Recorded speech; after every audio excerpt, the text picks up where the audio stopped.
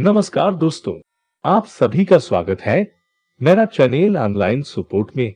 दोस्तों, आज के इस वीडियो में मैं आपको बताऊंगा कि आप कैसे अपॉइंटमेंट बुक कर सकते हैं। दोस्तों, अपॉइंटमेंट बुक हम इसलिए करते हैं क्योंकि अभी का जो समय है, कोरोना का समय चल रहा है, तो आप डायरेक्टली किसी एनरोलमेंट सेंटर और किसी आधार सेवा केंद्र पर बिना अपॉइंटमेंट के नहीं जा सकते हैं। तो दोस्तों, अपॉइंटमेंट बुक करें और जाएं। और दोस्तों, आपको ये पता ही होगा कि इनरोलमेंट सेंटर या फिर आधार सेवा केंद्र में किस लिए जाते हैं, क्योंकि हमारे आधार पर कुछ गलत रहता है, उसी को सुधार करने के लिए जाते हैं। तो दोस्तों, बिना देर किए चलिए वीडियो को शुरू करते हैं।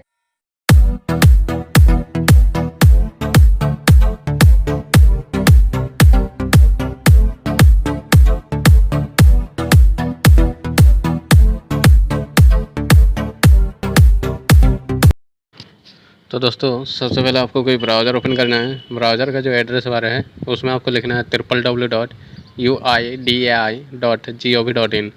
उसके बाद जो कैपिटल लेटर में शो कर रहा है UIDAI, उसमें आपको क्लिक करना है। जब आप UIDAI ऑप्शन में क्लिक करते हैं तो आपके पास इस तरह का पेज शो करेगा।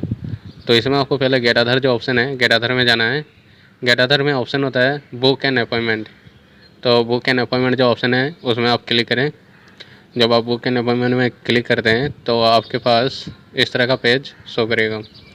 इसमें दो ऑप्शन शो कर रहा है। एक ऑप्शन आ रहा है book an appointment at UDI run Aadhaar Seva Kendra, and second वाला जो ऑप्शन शो कर रहा है book an appointment at register run Aadhaar Seva केंद्र।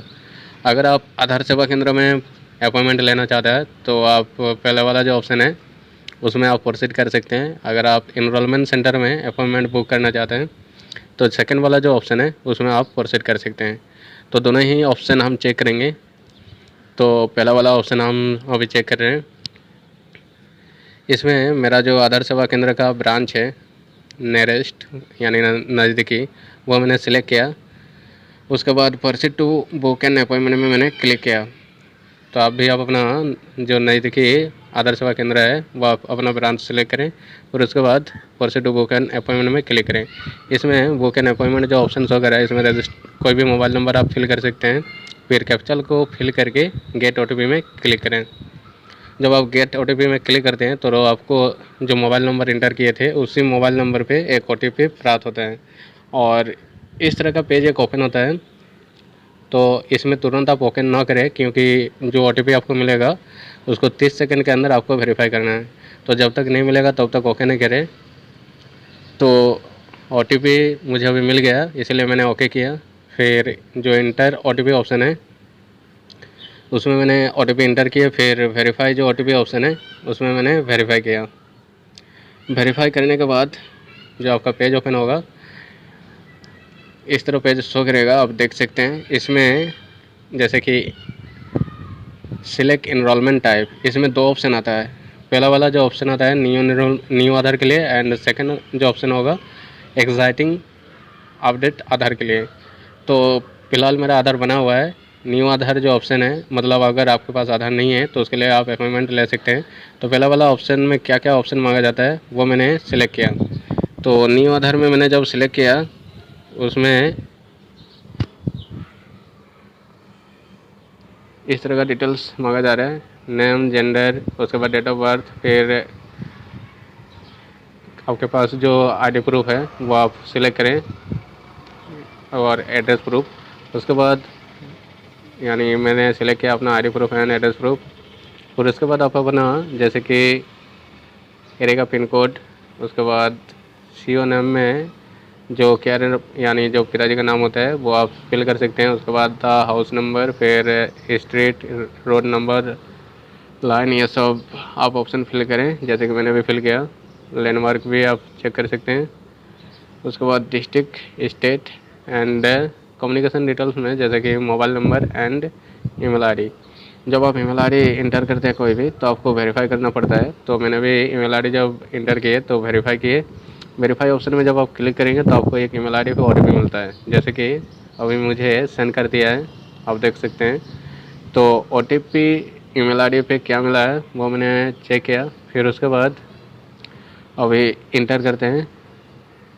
जी, मैंने अभी जो OTP ईमेल पे प्राप्त हुआ था वो इंटर किए। उसके बाद वेरीफाई जो OTP ऑप्शन है उसमें क्लिक किया। तो वेरीफाई OTP जो ऑप्शन है उसमें क्लिक करने के बाद आपका ईमेल आईडी वेरीफाई हो जाता है। उसके बाद ऑप्शन होता है प्रीव्यू, मतलब आप चेक कर सकते हैं क्या क्या न्यू आधार के लिए फिल कर सकते हैं। और इसमें अमाउंट क्या मांगा जा रहा है, 0, मतलब अगर आप नया आधार के लिए अपॉइंटमेंट बुक करते हैं कोई चार्जेस नहीं लगेगा। तो उसके बाद नेम शो कर रहा है, यानी आपका जो नेम है वो आप फिल करें। फिर gender, date of birth, proof में आप अपना जो प्रूफ यानी जैसे कि PAN card, voter ID and date of birth proof में भी पैन कार्ड, यानी जो आपका प्रूफ है वो आप सिलेक्ट करें। तो आप देख सकते हैं इस तरह से आप अपना प्रीव्यू जो डिटेल्स फिल किए थे प्रीव्यू करके आप चेक कर सकते हैं। तो अगर आप अभी दोबारा कुछ गलत हुआ, इसमें आप बैक टू एडिट जो ऑप्शन है उसमें आप क्लिक करके बैक टू एडिट कर सकते हैं। अगर नहीं तो आप कन्फर्म कीजिए। मेरा अभी कोई गलत नहीं है इसलिए मैंने कन्फर्म किया। तो आप भी कन्फर्म करें। कन्फर्म करने के बाद सेकंड स्टेप जो मांगा जा रहा है इसमें आप अपना अपॉइंटमेंट डिटेल्स जैसे कि select state and select city and select branch, तो जो डिटेल्स मांगा जा रहा था वो मैंने सिलेक्ट किया। उसके बाद select appointment date and time. तो आधार सेवा केंद्र में आप किस डेट को जाना चाहते हैं आप वो डेट आप सिलेक्ट करें। उसके बाद एक टाइम, तो वो मैंने सिलेक्ट किया। तो फिलहाल मुझे न्यू आधार के लिए अपॉइंटमेंट नहीं लेना है, मुझे एक्साइटिंग जो अपडेट एक्साइटिंग आधार है उसके लिए अपॉइंटमेंट लेना है। तो जो सेकंड वाला ऑप्शन है वो भी मैंने सिलेक्ट किया। उसके बाद आधार नंबर, फिर नेम ऑफ आधार, यानी आधार में जो नेम है वो मैंने फिल किया। उसके बाद जो एड्रेस प्रूफ है मुझे क्या चेंज करना है, एड्रेस अपडेट करना है, उसके लिए अपॉइंटमेंट बुक करें। तो एड्रेस में मैंने टिक किया। फिर एड्रेस प्रूफ में मेरे पास जो डॉक्यूमेंट है वोटर ID वो मैंने सेलेक्ट किया। उसके बाद पिन कोड, फिर केयर ऑफ नेम में मेरा पिताजी का जो नाम है वो मैंने फिल किया। फिर हाउस नंबर, उसके बाद स्ट्रीट, रोड, लैंड जो है वो आप फिल करें। मेरा जो स्ट्रीट है वो मैंने फिल किया। फिर लैंडमार्क मैंने फिल किया। उसके बाद एरिया, लोकेलिटी, सेक्टर जो है वो मैंने फिल किया। उसके बाद विलेज, टाउन, सिटी वो मैंने फिल किया। फिर पोस्ट ऑफिस, उसके बाद डिस्ट्रिक्ट, फिर उसके बाद स्टेट मांगा जा रहा है तो स्टेट भी मैंने फिल किया। उसके बाद आपका कम्युनिकेशन डिटेल्स में सिर्फ इसमें मोबाइल नंबर मांगा जा रहा है। पहला वाला जो न्यू आधार के लिए यानी डिटेल्स फिल किए थे कम्युनिकेशन डिटेल्स में, उसमें ईमेल ID भी मांगा जा रहा था, लेकिन इसमें नहीं मांगा जा रहा है। और जो इसमें चार्जेस लग रहा है, जैसे कि अमाउंट आप चेक कर सकते हैं प्रीव्यू में, 50 रुपया यानी लगेगा। जैसे कि आप अपडेट एक्साइटिंग आधार के लिए अपॉइंटमेंट ले रहे हैं तो आप कोई भी आप अपडेट करते हैं उस रिगार्डिंग 50 रुपया चार्जेस लगता है। तो इसके लिए लास्ट में आपको बताऊंगा कौन सी अपडेट करने पर, यानी क्या चीज़ अपडेट करने पर कितना चार्जेस लगता है। तो फिलहाल मैंने प्रीव्यू में क्लिक किया, क्या क्या डिटेल्स फिल किए वो मैंने अभी चेक कर रहा हूँ। आप भी एडिट करके उसके बाद चेक कर सकते हैं प्रीव्यू में क्लिक करके। तो इस तरह मैंने डिटेल्स फिल किया, उसके बाद अभी प्रीव्यू करके चेक कर रहा हूँ जी मेरा कोई गलत नहीं है। तो अभी मैं कन्फर्म में क्लिक करूँगा। कम्युनिकेशन डिटेल्स के बाद एक ऑप्शन आता है confirm and back to edit. तो अभी जो कन्फर्म ऑप्शन आ रहा है इसमें मैंने क्लिक किया। कन्फर्म ऑप्शन में जब आप क्लिक करते हैं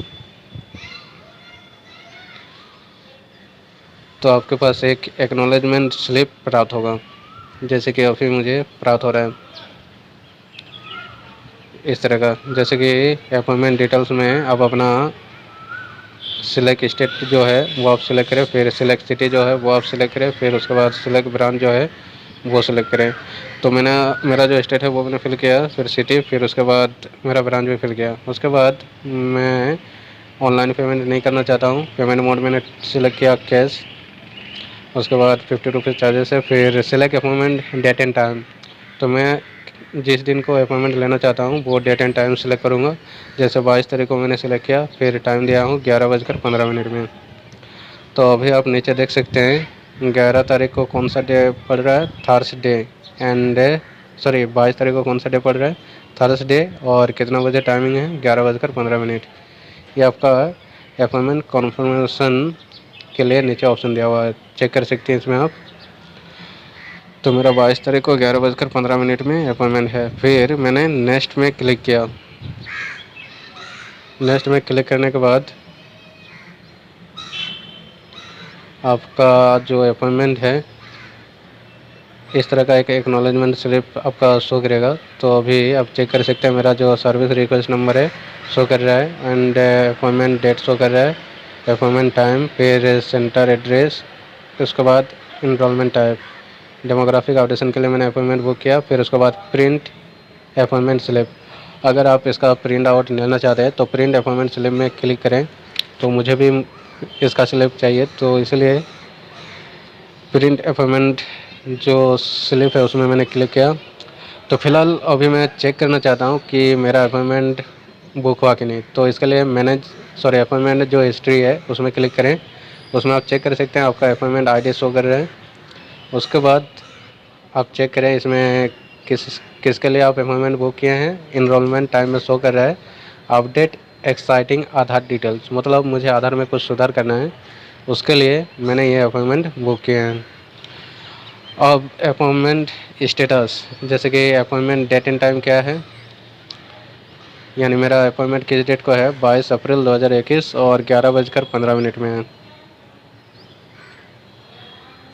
अपॉइंटमेंट स्टेटस क्या शो कर रहा है, अपॉइंटमेंट फिक्स, मतलब मेरा अपॉइंटमेंट कन्फर्म हो गया है आधार सेवा केंद्र में। उसके बाद जो ऑप्शन आ रहा है जी, इनरोलमेंट फॉर्म, मतलब अगर आप ये इनरोलमेंट फॉर्म डाउनलोड करना चाहते हैं यहाँ से तो आप बिल्कुल डाउनलोड कर सकते हैं। उसके बाद ऑप्शन आता है एक्शन का। एक्शन में ऑप्शन होता है कि अगर आप जो अपॉइंटमेंट बुक किए हैं इसको आप कैंसिल भी कर सकते हैं। अगर आप कैंसिल अपॉइंटमेंट में क्लिक कर देंगे तो आपने जो अपॉइंटमेंट बुक किया है वो कैंसिल हो जाएगा। तो दोस्तों, इस तरह से आप आधार सेवा केंद्रों में अपॉइंटमेंट ले सकते हैं।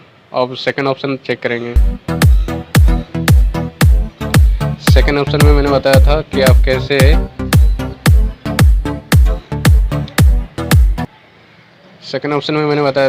आप कैसे इनरोलमेंट सेंटर में बुक कर सकते हैं, यानी अपॉइंटमेंट कैसे ले सकते हैं। तो मैंने प्रोसीड टू बुक अपॉइंटमेंट में मैंने क्लिक किया। अभी इनरोलमेंट सेंटर में मुझे अपॉइंटमेंट लेना है। तो proceed to book an appointment में जब मैंने क्लिक किया तो ऑप्शन जो शो कर रहा है आप देख सकते हैं, इस तरह का ऑप्शन मांगा जा रहा है। इसमें आपका सिलेक्ट रेसिडेंट टाइप, अगर आप इंडियन हैं तो इंडियन रेसिडेंट सिलेक्ट करें। अगर आप इंडियन नहीं है, आउट ऑफ कंट्री का है, तो आप नॉन रेसिडेंट इंडियन जो ऑप्शन है उसमें सिलेक्ट कर सकते हैं। और कोई इंडियन ही होगा तो आप उसमें सेलेक्ट करें। फिर जो मोबाइल नंबर है आपका, मोबाइल नंबर फिल करें। उसके बाद कैप्चर फिल करके आप सेंड OTP में क्लिक करें। तो मैंने वो सेंड OTP में क्लिक किया। फिर उसके बाद इंटर OTP जो ऑप्शन है, OTP मुझे प्राप्त हुआ था वो मैंने फिल किया। तो उसके बाद जो ऑप्शन है मोबाइल नंबर के थ्रू मैंने लॉगिन करके दिखाया। अब चेक करेंगे ईमेल आईडी के थ्रू कैसे लॉगिन करते हैं। तो मेरा जो ईमेल आईडी है वो मैंने फिल किया। फिर उसके बाद कैप्चर फिल किए। उसके बाद सेंड OTP में मैंने क्लिक किया। तो मुझे ईमेल आईडी पे एक OTP प्राप्त हुआ है। जो ईमेल आईडी पे OTP मिला है वो मुझे अभी वेरीफाई करना है। वेरीफाई करने के लिए जो इंटर OTP ऑप्शन शो कर रहा है इसमें मैंने क्लिक किया। उसके बाद सबमिट OTP एंड प्रोसीड में मैंने क्लिक किया।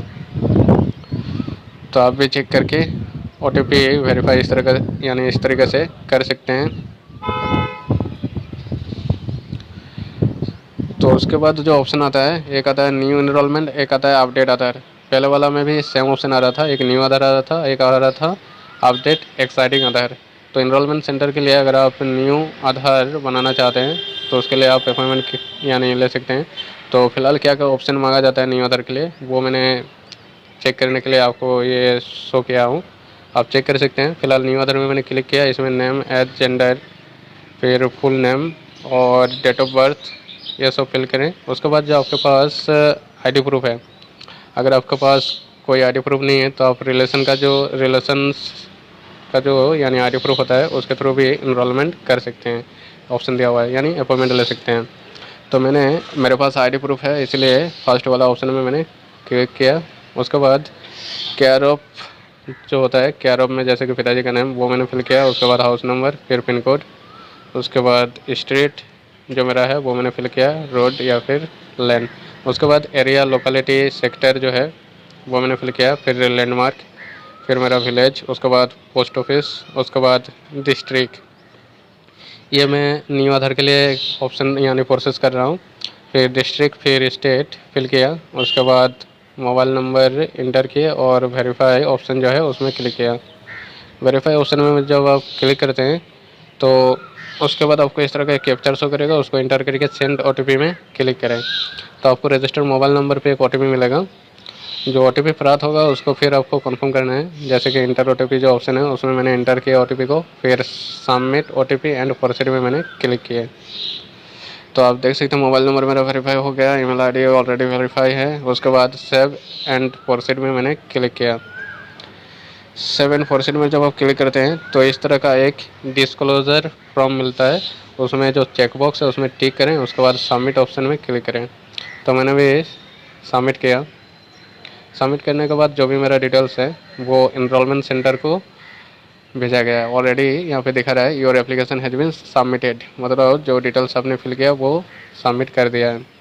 इसके बाद जो बुक एन अपॉइंटमेंट में आप यानी ऑप्शन शो कर रहा था वो मैंने क्लिक किया, तो इसमें इनरोलमेंट सेंटर अभी शो कर रहा है।